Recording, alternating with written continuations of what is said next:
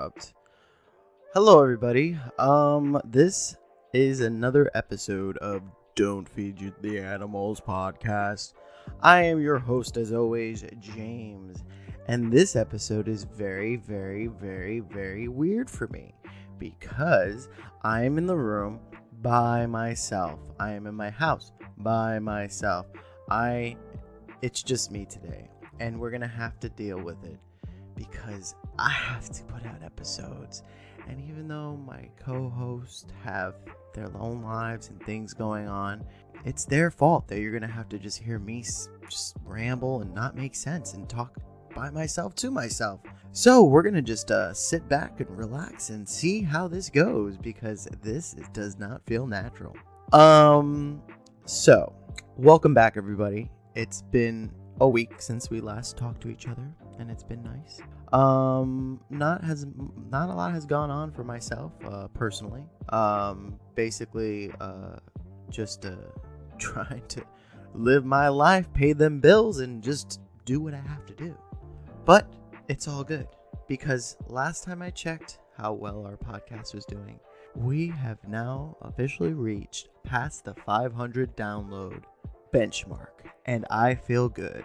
We've been out for a little bit over the 2 months, and yet now we have listeners, and I know people are out there. I just want to thank everybody for staying with us through the ride. It's gonna keep on going. We're gonna just get bigger. We're gonna get better. We're gonna keep on providing better stuff for you.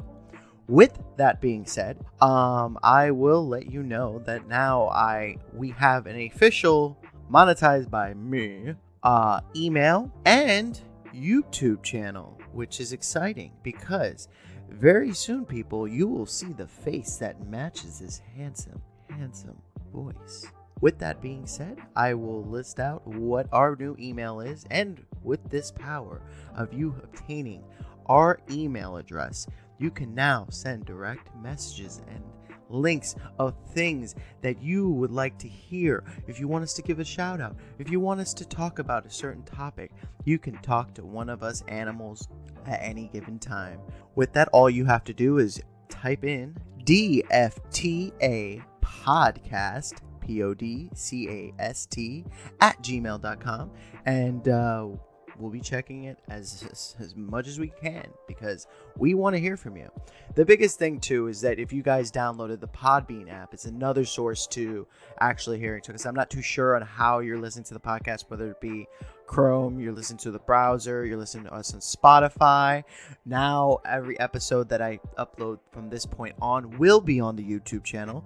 So the best way would be the Podbean app, because that way it's our direct source, and basically you just type on to your iPhone or Android or whatever you have and type in Podbean, download that app, and then be sure to search for Don't Feed the Animals with an apostrophe and don't. That way you make sure that we show up, and then go ahead and follow. And then on top of following, make sure to love our videos. And then while you're at it, if you have something to say, you find yourself listening to us and being like, hey, I got something to add on to this, go right ahead and send us a comment. We'll get to it. We'll talk to it about a show. We'll give you a shout out. Come on, be a part of what's going on here. Also, on top of that, if you are searching for our YouTube channel, it is Don't Feed the Animals, also with the apostrophe. And it should show up. You see our beautiful little logo, designed by moi. You didn't know. If you guys didn't know, I got some artistic chops. Every now and then I like to do a little doodle, little drawing, little sketch. You know, it's funny.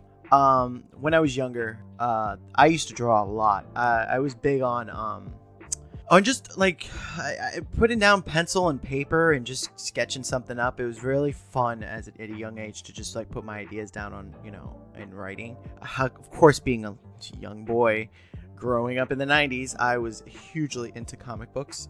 So I would draw my own comic book characters and make up my own little comic book storylines, and just do little things like that. And I went pretty far. I mean, I thought my talents rose to a certain degree of passable, especially nowadays when, you have so many different types of styles that are accepted in the comic book world. I mean, a lot of people can just get away with, just drawing almost stick figures and it being interesting. my biggest problem is I was never a writer, so I would just kind of conceptually develop some cartoon characters out of nowhere and come up with like a little small backstory, and that was it, because I didn't know how to write or do any story. Still don't till today if it wasn't obvious. So basically it got so as far as getting my art together and getting to the point where it's like, where am I going to take this after high school? Because that's pretty much where it stopped. After I got out of high school, I pretty much stopped. There was no reason to sit in class and doodle during, while I'm supposed to be doing algebra or learning about different science, chemistry. Nope, no formulas in here, teacher. Just drawings of this character that I made up. Yes, that is a deformed head with robot parts coming out of it. That's right. But I did take it to that far. But basically what ended up happening is I'm trying to think. It's like a bunch of different art schools met up in this one like hotel or little spot or building, and you basically brought your portfolio. And I brought a bunch of doodles, but that's the problem. I just doodled. I never really took it anywhere. And even in like art class, I was just like, I'm not going to focus all my energy into learning your way of how to draw when I have my own way. And I was very like individualistic on that point. But with that being said, all I ended up having was just conceptual character art with no background and no like background drawing and no fleshy thing. They were literally floating in the air. They were never put in their spot. And basically the only thing is you just look at the character and that was it. And that's all I ever drew. So I bring my portfolio. Meanwhile, people bring in giant, like huge folders full of shit, paintings, color work, colored pencils, charcoal, clay art. They brought everything. And meanwhile, I'm here with like a notebook. And I'm there and I'm with, my family, my mother at least. And, they just have all the different art schools sitting out and they're just kind of want to see your stuff. And I show them one guy my stuff and he's looking at me, critiqued me hard. He was just like, yeah, I mean, when you finish any of these drawings, I mean, I'm sure it'd be interesting and like kind of like that. Meanwhile, I'm just like, oh, like there's nothing there. You don't see it. You don't see anything in me. Like you don't see any potential. It just felt like shit. Like I felt like garbage. I was like, you know what? I don't think I want to draw anymore, especially if that's what it ends up being. If it ends up being I have to do it for somebody else, I'm like, nah. I mean, what are we doing things for? You're going to use my talent, then I won't like it anymore. I won't like it anymore. When I do it, I still draw to this day, very occasionally from time to time. I try to use it on, obviously like, conceptual stuff for the podcast or anything. But sometimes it's just like, it's not really something I do as much anymore. But, excuse me. Anyways, moving on. What I was also a benefit of following us on the YouTube channel when it starts coming out, because then that's a whole other skill that I have to learn is video editing. I mean, I learned how to edit audio, doing this podcast, and hopefully I'm doing a good enough job, with the little that I learned, that you guys can enjoy the podcast and the music in the background and and the intros and the outros and just how it's put together. But with this YouTube stuff, man, it's gonna be crazy. We're gonna have to really show up, and just put out some stuff, and hopefully you like it. That will be coming soon. It will be shortly after Berto's birthday, where I will remind you again that he is going to do a spicy wing challenge. I think the name of the spicy wing is called Ghostface Killer. Shout out to the Wu-Tang Clan. It's gonna be interesting. Definitely interesting. Also, the plan after that at some point is that me and my cousin will be attending, like I said in the last podcast, CEO, the fighting game tournament in Daytona, and which I will plan on documenting that through video format also. On top of that, hopefully recording a podcast at some point showing, just how we feel about the event so far, which will be exciting. And plus, we haven't heard from John in a while, and I'm sure he's got some new stuff that he'd like to talk about, which is fun and exciting because, I don't know, I think my cousin's a character, so, I think he's fun to listen to. But yeah, so when that happens, enjoy it. and watch it, like it, subscribe it, do all the things that you do, and show us some support. We're still growing. I want to get to a point where I'm just like, do the thing that you do. You know, I don't have to keep on promoting it. When I get to that moment, that's going to be great. Where I'm just like, we're good. I can rest. I can tell people, just instead of telling them to like and love and smash that like button and do all this, I just want to get to a point where I'm like, you guys already know. You already know. Do it. And that's it. And that's it. We'll move on from there. No more of this shit. I just want to get to a point where I'm comfortable, where I'm here sitting down, telling you guys about my day, wondering about how your day is, getting everybody to get to know each other, get interesting people, talk to them, just basically enjoy my life with you, and it'd be beautiful. I'm just saying. Moving on. So as usual, the format's not changed. We're gonna do a video roundup. This time, because it's nothing, I can't really surprise myself with a random video without me scrolling through stuff for a while. I'm gonna go ahead and play the new Scary Stories to Tell in the Dark trailer. For those who don't know, I've already seen the trailer, but I'm gonna watch it again with you guys. We're gonna watch it together. And now remember, peoples, when you now go on to the Don't Feed the Animals YouTube channel, make sure you go to the liked videos section, and now you will see all the videos that we talk about on the podcast. It will be in a nice little like section. So without further ado, I am going to play Scary Stories to Tell in the Dark trailer and react to it. Alright, so first things first. Boy oh boy, straight from the book. Anybody remembers, this is based on one of those books like I read in elementary school. They would have these books kind of like our teachers would read this shit to us. Like nowadays, I don't think so, because one of the things that stands out the most about these books, I think there was 3 of them, 3 parts. Literally short stories, like 1 page long, big font, huge paragraph. And that's how these stories were told. And they were very simple, easily paced, and then you moved on. And they always had attached to that story a fucking wild artwork. Like black and white sketch, but like every stroke of the sketch, like the sketch lines and the pencil lines, is just so creepy and detailed and just gross or wild, and it was very, very interesting. And looking just at the scarecrow in this beginning shot of this trailer is just like, yeah, that's it. We're looking at it. We're looking at the book come to life. But it's interesting because, again, this is a movie based on the book, but the book is just nothing but short stories. So is it just going to be like a Tales from the Crypt or a Creep Show, where it's just a little, like, they're going to try to flesh out these little short stories. But it doesn't look like that, because it shows these kids finding a book. So that makes me wonder. Okay. She just said that the stories become real. Huh. That's a little cliche. That's been in so many scary movies, is like the kids that want to go visit a haunted house. Like, I don't know. I know realistically I would never fucking be like, yeah, let's go into a house that's abandoned and it's Halloween. They're all dressed up like in Halloween costumes. So, or no, one kid is weird. So I think this is a unique concept, though. Is them having the stories that are being told come to life. Ew, this is really gross. But it's cool because if you're a fan of these old scary stories too, they're just like redoing it, and like they're coming real and happening to these kids that found the book. I think it's a cool concept. It just brings me back because I always appreciated this book and this art style.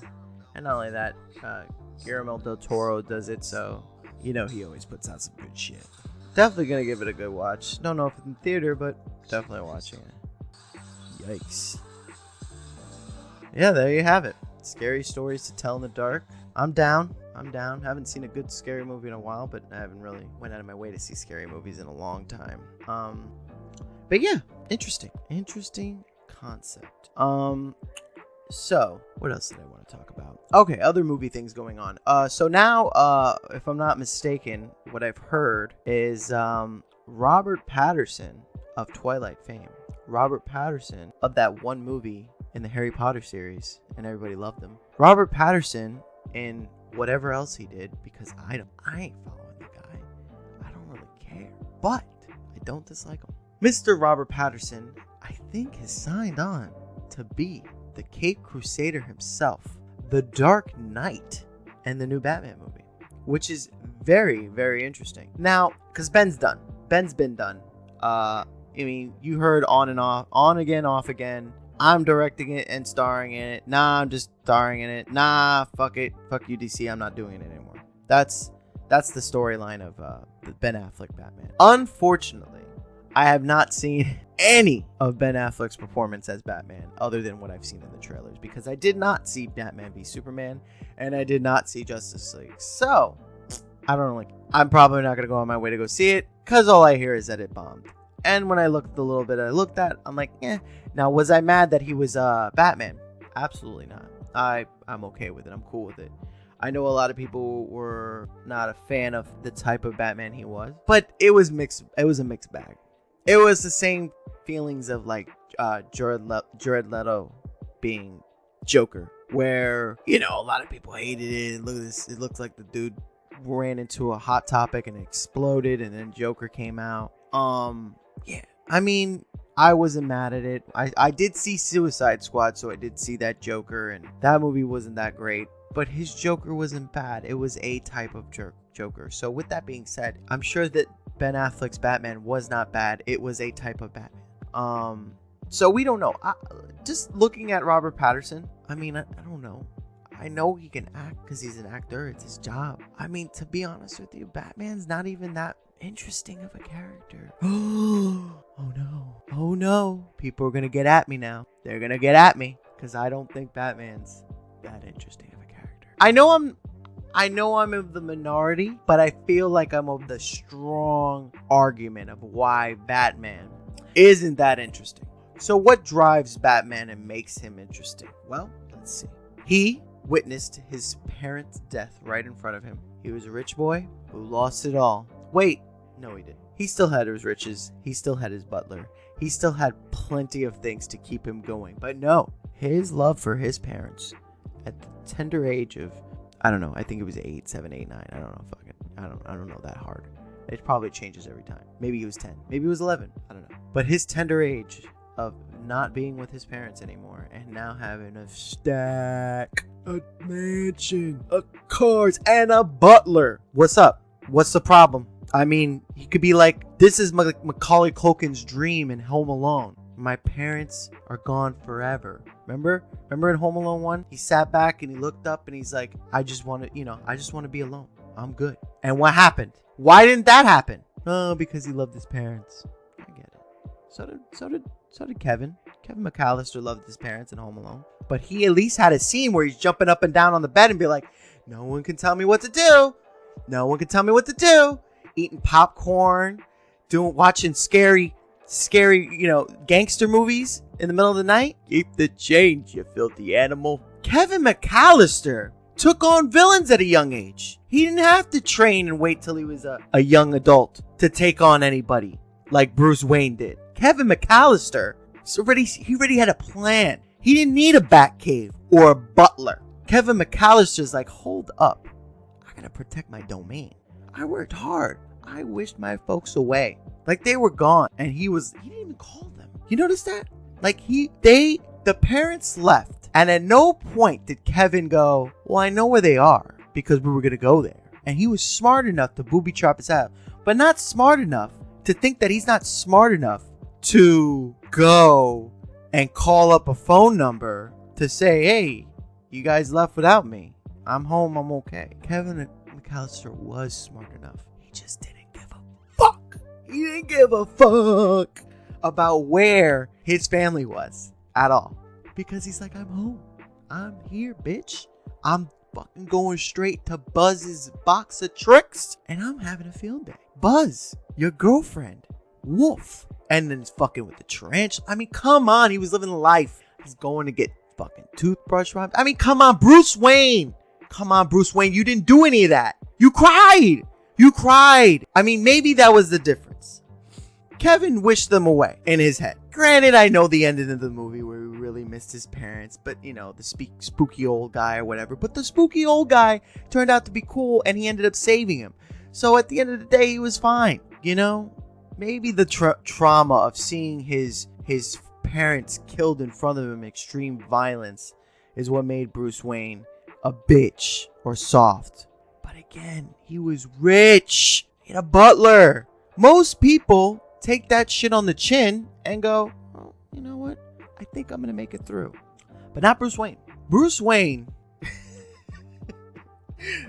Wayne says to himself, I'm going to be a motherfucking ninja man.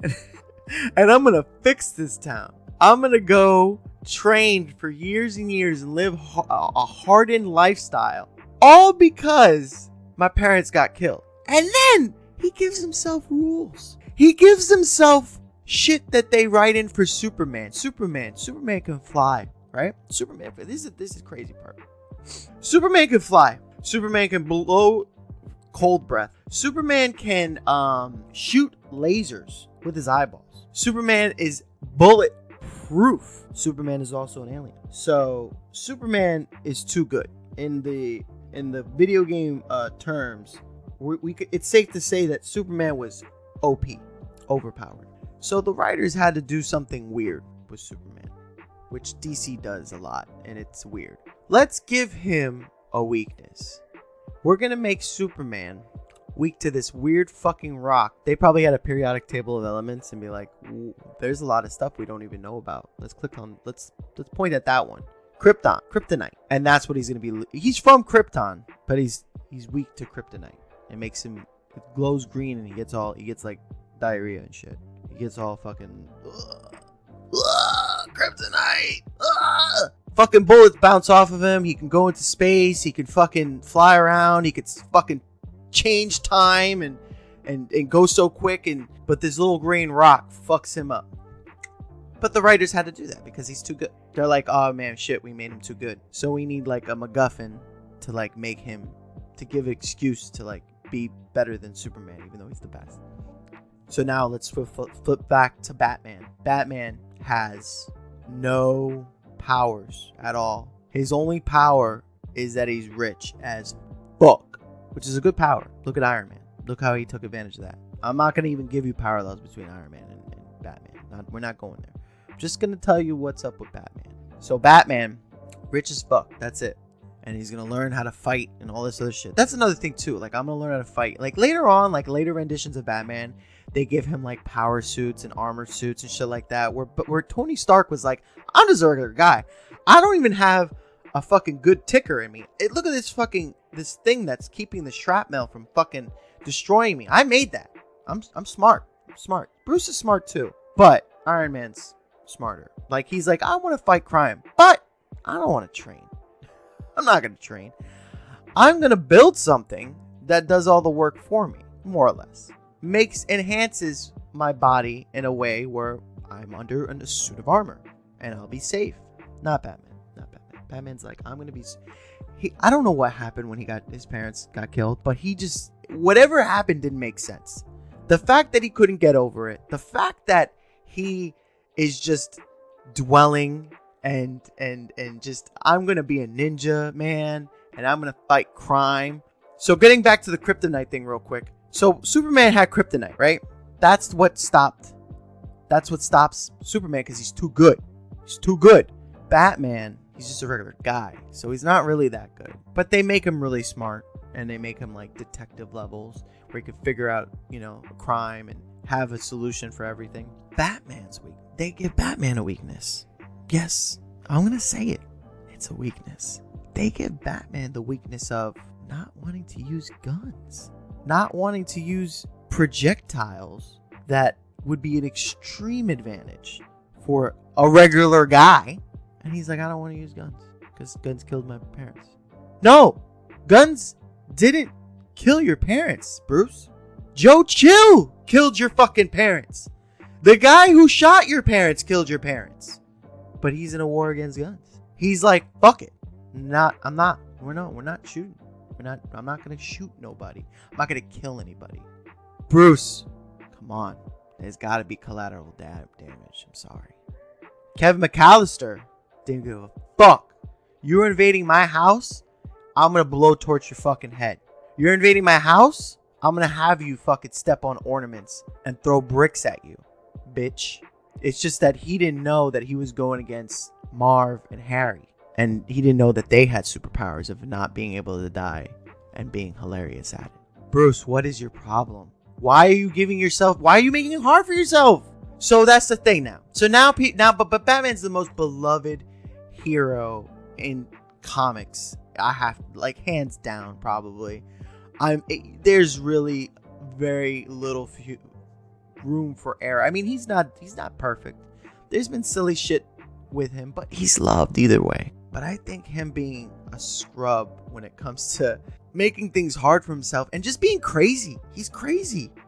His parents died. You know how many people, you know how much therapy it takes probably to get over your parents' death at that young of an age when you're fucking rich?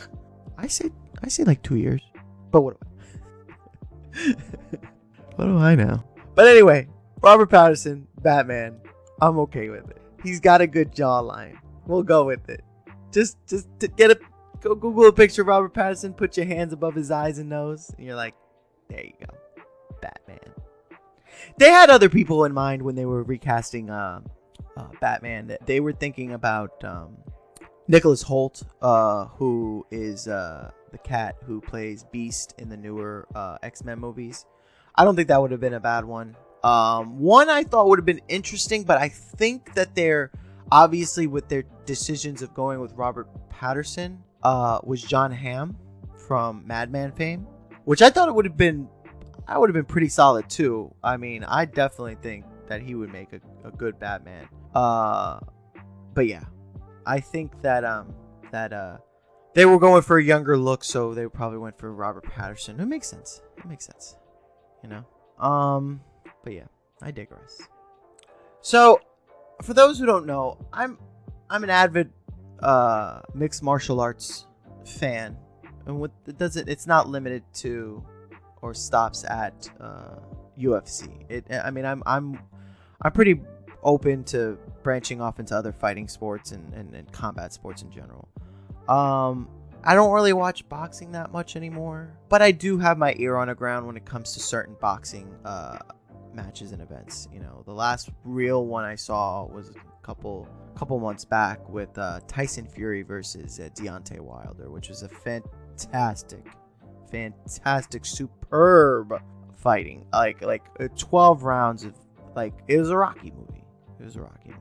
But dare I say, there was another boxing event that happened that I was like, no, this storytelling of this sport is getting me back in. So there was a championship fight that happened. Let's see, and it is Anthony Joshua versus Andy Ruiz. All right, okay. So Anthony Ruiz, if you look at him, and I would tell you that he is a heavyweight boxer, it would make sense that he is a heavyweight because he is soft around the edges, dare I say. He is a short, stumpy, heavier, not disgustingly out of shape. He's not out of shape. He's not like, he's just, his body is just not what you would expect for a professional boxer. But then you have Anthony Joshua, who is an Adonis. Assume a champion would look like, because he's built crazy, you know, like he's good. He's fantastic. Anyway, I'm not gonna stay forever, try to be on this topic, but what ends up happening is that they have Andy Ruiz Jr. goes against Anthony Joshua for the WBA and the WBO and the IBF World titles. And you just expected what you expect, a demolishing, that Anthony Joshua would just tear up Andy, because that's, you know, you almost thought Andy Ruiz Jr. looked like a softball in more ways than one, like a softball pitch. And they just was like, let's go. I mean, because the odds were crazy. Oh, like 11-1, which is insane odds. And I think in the third round, Joshua, boom, if I'm not mistaken, knocked him down, Ruiz down. You're just like, this is just a taste of things to come. This is exactly what I expect to see. I see this well-shaped Adonis of a man with his long-ass arms and his fighting record and his perfect, strategy and technique, running through this Mexican in the 1, 2, 3, easy. But no, he gets knocked down, and dare I say that Andy wins that round. Yeah, I said Andy, not Anthony. He gets up and beats the shit out of Anthony Joshua. He did something that I was like, whoa, whoa, whoa, whoa, whoa. What's happening here? And he basically pummeled Anthony Joshua. He was so aggressive, so fast, so talented. It was the greatest thing ever. Long story short, 7th round, we have a fucking champion. And that's Andy Ruiz Jr., Fat Boy City. And boy, oh boy, let me tell you something. There's a lot of fat people that are happy that this guy won. I'm one of them. I love it. I absolutely love it. I'm tired of just the typical, well, this guy's in shape, this guy's not. That shit's got to stop. It's what you have inside. Not the hamburger that you just ate, but what's inside. Like your heart. And boy, oh boy, did Andy show heart. And he knocked Anthony Joshua down. Not once, not twice, but thrice. Causing them boom, boom, boom. Done. TKO finish. That is a story and a half. If just look at those highlights and just be impressed. You know what? I'll find a really good highlight video. It's gonna be liked on the channel. Another reason to stop by Don't Feed the Animals podcast. Granted, none of it's our content, but hell, it's nice to know that you guys are watching what I'm watching. But yeah, that is a triumph story, and I can't wait to see Andy fight next. I think they're gonna give him Deontay. That is scary because holy shit, that man can punch. But anyways, boring the non-boxing fan. Moving on. So Galaxy's Edge opened in Disneyland, and that's awesome. I'll be very honest with you. Let me let you animals in on a little secret. I'm not the biggest Star Wars fan. No, believe it or not. It's not that I've seen all the movies. The only one I probably haven't seen is Solo, but I heard that's okay. But I saw the prequels, the originals, and then the latest ones thus far, and I am planning on seeing the latest one come out this December, I believe. But yeah, Galaxy's Edge. It's a Star Wars themed part of Disney, and it is. I've seen videos of it. When it opens up here in Orlando, I of course plan on going, even though I won't be able to do anything because it'll probably be packed to the wazoo. But I got to see a bunch of different YouTubers and people go around and give reviews and synopsis of at least one of the rides, and all the things, the merch, because that's where Disney's gonna make all his money, is through that overpriced merch. But here's the thing. So as a Star Wars, I'm not a fan, so I'm like an appreciator of Star Wars. Like, and it's not even. It doesn't even stop at there. Like, I'll buy something of Star. I'll have like a Star Wars merch. Like, I'll buy a lightsaber. I'll buy a little Star Wars trinket. So, anyways, what they have there, it's pretty amazing. You could build your own droid. It's basically you can go in Droid Depot and pick which type of droid you like to make. You have a choice between like an R2 unit or a BB unit if you like the newer movies. And once you decide on which unit you're going to be building, they have they give you a corresponding tray to let you know what parts you need to pick up, because they walk you over to a conveyor belt, a literal conveyor belt with different parts and pieces that are scrolling along by, which is awesome aesthetically. And then you pick which pieces of droid that you want color-wise, and you put it in your basket, and then you walk on over to your droid building station, and you go and piece together your droid piece by piece. After you piece together the droid piece by piece, you put it into this box, and then there's like an activation, and then basically, boom, your droid is made. It's yours for the low price of $100. From what I've seen, it's worth it though. I mean, you're in a theme park. You can't go to Disney and not expect things to be inflated. So even with the inflation price, it moves, it makes noise, it interacts with the theme park itself because it's got Bluetooth, and it can figure out when you're at a certain part, and it has like emotions and talks to other droids. So that's cool. That's neat. Moving on to the other things that they have there, you can buy yourself a little pet beast. You like that little weird puppet that's next to Jabba in Return of the Jedi? Yeah, you can buy him. Yeah, I'm sitting right on your shoulder and enjoy it. So anyways, what is it? Beast. Yeah, so you can get like a little mini Wampa. You can get a little, probably a little Porg. I think they're called Porgs. I don't know. See, there you go. There's my casualness of a Star Wars fandom. And you can get those, and those are adorable too. And they move their heads, and they do like little gimmicky stuff, but it's cute and it's interactable. It's Star Wars. And then you have the ride. Now, I saw the video of the one ride, and it was really, really interesting. Basically, it's a 6-person ride, and you basically go onto the Millennium Falcon. You have 2 pilots, 2 gunners, and 2 engineers, each with their own task that affects what you do in the ride, because you are literally riding the Millennium Falcon and driving it around. That's awesome. That's cool. I mean, I'm not a cash Star fan, and I think that I'm down to do that for sure.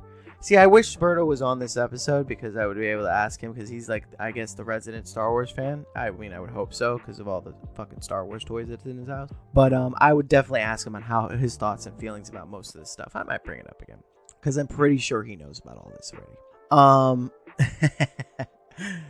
You can build your own lightsaber there for the low price of $200. Now, again, it's an experience. Now, I've been to, and this is a poor example, but it's an example that's, I guess, like, this isn't Universal though. I've been to, I think it's called Ollivanders. Again, not a casual Harry Potter fan also. Where you pick out your wand, and it's a cute little thing. Like, you go inside this little house, and they start talking about the different types of wands and different cores and all that other stuff. And there's a little part where it's just really thematic and interactive. It's sweet. And then you get to basically pick your wand when you're done. This one, to get an idea, I feel like this is the most role-playing area of Disney, in the sense that everybody there is like, they're acting like they are actually a part of Star Wars. The workers there, the cast members, and they really like are into it. So basically, everybody's role playing when you're at Star Wars Land, and then they're like, okay, like, you're gonna build a lightsaber in this part, but they have to act like you're not building a lightsaber because it's all undercover, because the New Order's walking around, so you don't want them to know that they're fucking lightsaber people makers in the place, and it's all cool like that. And you build your own experience. You pick your crystals, so what light the lightsaber will be, and then you just pick the design of your lightsaber. It's rad. I mean, it's cool. I mean, it's expensive, but it's the experience. And if you're a Star Wars fan, I feel like they're doing everything that they can to make it so engaging, and you feel like really in the magic of being a part of something that you're a fan of. So I think that's worth it. So, but that comes a but. There's been news out recently. I think somebody sent out a tweet or something of somebody who was visiting Galaxy's Edge, and they were talking about kids and stuff. Excuse me. They were talking about Okay, so the cast member was saying something and they referred to children as kids or child or children or whatever. And the guest was like, ha ha ha, you mean younglings, because that's what, because that's in the movies. In the movies they called, the children younglings. But the cast member said, no, we cannot call them that.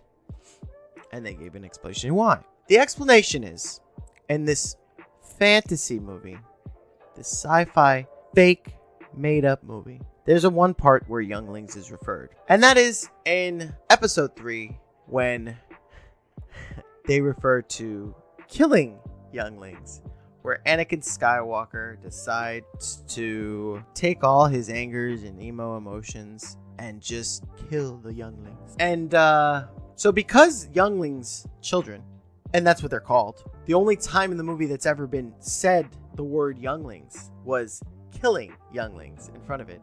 Disney decides, oh no, we can't relate that. We can't say that word. We can't call kids younglings. Because the only time younglings was ever mentioned in the Star Wars series was killing those younglings. So it's going to relate too much to killing your, like if they call your kid a youngling, it's like, it reminds you of when Anakin killed the babies, the kids. Yeah, I think that's too far. And what I mean by too far, I mean it's digging too deep of having our world of sensitivity dive in and taint the world of Star Wars. Who fucking cares if you call them younglings? You gonna ban a fake word from a fake movie, from a fake thing that fake happened? Yeah, because if a cast member calls my kid a youngling, I'm gonna be like, are you trying to kill my kid right now? I don't appreciate that. The only time that they ever referred to younglings or kids as younglings is killing them. Just letting you know. Psh, jerk. No, who cares? It's a fake movie. It didn't really happen. So what are we doing? Can't have the cast members say younglings now? Is our social justice warrior leaking into the galaxy? I hope not. I really hope not. It's bad. I mean, what are we doing? Like, what the fuck are we doing? I don't know. I feel like there's nowhere safe. Younglings. We don't say that here anymore. We don't say that here at all. Like, that's a lot of thought, though. I give them credit for digging deep. But fuck me. It's fake. It's not even real. It's not a real thing. Younglings did not really get killed. He didn't call them younglings because that refers to dead children. Younglings is what they are, and killing them is what happened. But younglings doesn't mean that they killed, that they're dead children.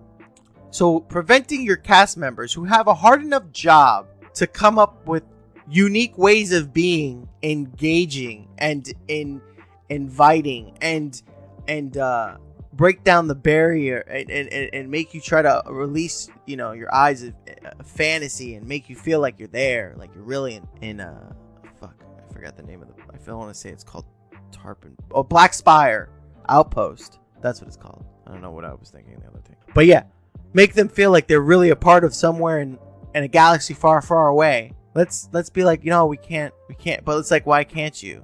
Oh, because in the movie, it's supposed to be real. What do you mean in the movie? What movie? Star Wars? They do such good theming that you don't see Star Wars anywhere in fucking Black Spire Outpost in Galaxy's Edge. There isn't Star Wars when you're there, you don't see things say Star Wars, which is cool because they want you really like put you in the magic. So why aren't we saying younglings? Right. Doesn't make any sense. And I think it needs to stop. I'm bringing it back. The first thing I'm going to do is be like, look at all these younglings. I'm going to say it. And if my cast member says it, I'm like, good. Keep on saying it. It's not a real thing. The youngling killings didn't really happen. So let's stop. Star Wars is a fucked up movie when you think about it. They go killing people and shit. Killing kids. Whew, what a fucked up movie. Shit, I remember when Anakin killed those fucking Tusken Raiders or fucking sand people. Anakin's fucked. Anakin was way fucked before he was Darth Vader. What did he kill? He killed Obi-Wan, the old man. Big deal. So wide. And a whole planet. But still, it's different times. It's a long time ago. Far, far away.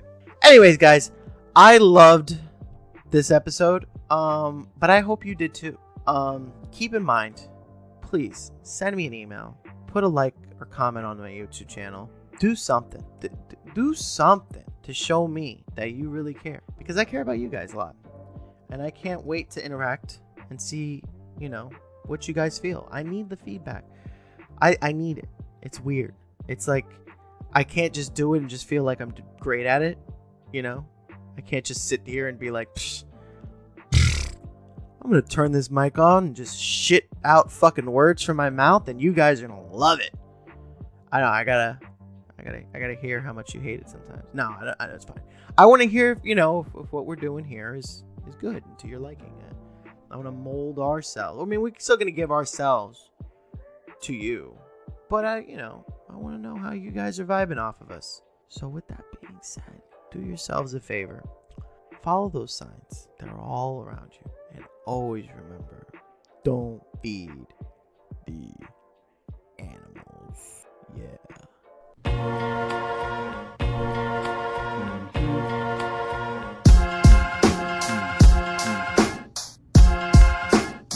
Don't feed the animals. Signs all around. We talk a lot of junk. Yeah, you vibing with us now. Build something from the ground up. Yeah, we like to clown, talk about some real stuff, yeah, something profound. It's a pleasure that you hearing us, wouldn't mess around. It's a topic of discussion worth talking that we bustin'. Put a nail in the coffin. If you love it, then you love it. If you don't mean nothing, still bring it to the public. Y'all, don't feed the animals, put them in a cage. They couldn't handle truth. We gonna bust out the gate like some cannibals. Same face, same channel, messing with the tune. A bunch of idiots stuck in one room. Can't take us serious. You love what we feeding you. I'm with the show, yeah, proceed with the interview. Local celebrities, snatch a toy from your cereal.